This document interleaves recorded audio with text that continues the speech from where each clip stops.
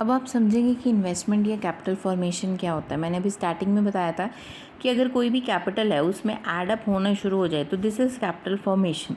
ठीक है, तो फॉर प्रोडक्शन, जैसे कोई construction of building, purchase of machinery अगर कोई कर रहा है तो मतलब देश में इन्वेस्टमेंट हो रही है, कोई बिजनेस में इन्वेस्टमेंट कर रहा है। अब इन्वेस्टमेंट होती है दो तरह की, एक होती है ग्रॉस, एक होती है नेट। अगर ग्रॉस इन्वेस्टमेंट है तो इसका मतलब उसके अंदर डेप्रिसिएशन इंक्लूडेड है।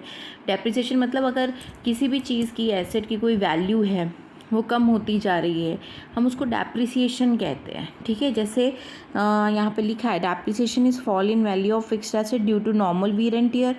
ठीक है, डेप्रिसिएशन को हम कंजम्पशन ऑफ फिक्स्ड कैपिटल भी कहते हैं। जैसे इस पर फिक्स्ड कैपिटल खर्ची है ना, मैंने किसी चीज़ पर, फिक्स्ड एसेट पर, मैंने किसी ट्रक पर फिक्स्ड एसेट खर्ची है, जैसे यहाँ पिक्चर पे ट्रक है, इस पर कोई मैंने पैसा खर्चा है और उसकी मतलब धीरे धीरे उसकी वैल्यू कम होती जाएगी, कुछ ना कुछ ख़राब होता जाएगा, रिपेयर, मेंटेनेंस। ठीक है, तो उसको हम बोल देते हैं इस फिक्स्ड कैपिटल की कंजम्पशन होती जा रही है, हम कंज्यूम करते जा रहे हैं इसको करंट रिप्लेसमेंट कॉस्ट भी कहते हैं, इसको replacement cost of fixed capital भी बोलते हैं, इसको कैपिटल कंजम्पशन अलाउंस भी बोलते हैं। Very very important, because numericals के अंदर जानबूझ के एग्जामिनर ऐसी स्टेटमेंट्स लिख देता है जो हमें नहीं समझ आती। ठीक है, तो ये जो डेप्रिसिएशन का खर्चा होता है ये डेप्रिसिएशन रिजर्व फंड में इंक्लूडेड किया जाता है। तो आपने याद रखना है यहाँ सर ये डेप्रिसिएशन की क्यों बात की। ग्रॉस इन्वेस्टमेंट में ग्रॉस का मतलब है डेप्रिसिएशन बीच में है और नेट का मतलब है ग्रॉस माइनस डेप्रिसिएशन।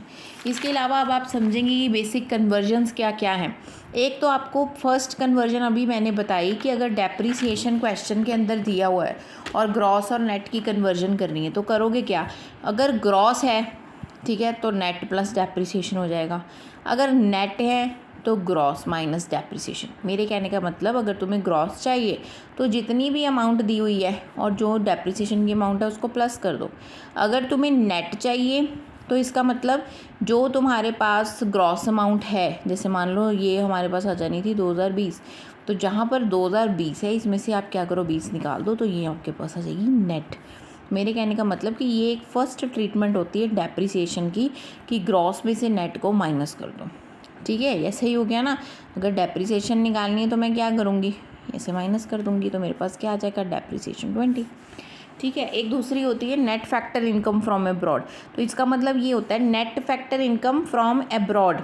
एक होती है net factor income to abroad, एक पैसा होता है जो बाहर जा रहा है और एक पैसा फ्रॉम अब्रॉड आ रहा है। तो दो चीज़ें होती हैं।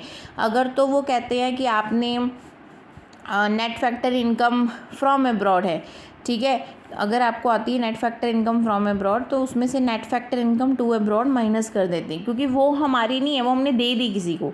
हमें तो अपनी एक्चुअल में चाहिए कि हमारे देश में कितनी आई है।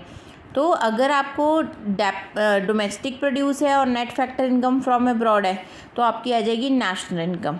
ठीक है, आपके पास पूरी नेशनल इनकम आएगी अगर आप नेट बाहर का पैसा और अपना पैसा ऐड कर देते हो।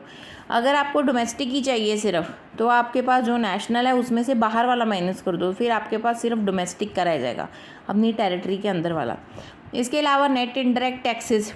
अगर नेट इनडायरेक्ट टैक्सेस की बात बोलूँ तो एक होती है मार्केट प्राइस और एक होती है फैक्टर कॉस्ट। फैक्टर कॉस्ट ऐसी कॉस्ट होती है जो फैक्ट्री में पड़ती है। मान लो इस जो शर्ट की प्राइस है फैक्ट्री में है 200 रुपये, पर मार्केट के अंदर तो ये बिक रही है भाई 250 रुपये की। इसका मतलब इसके अंदर 50 रुपये का कोई घपला है।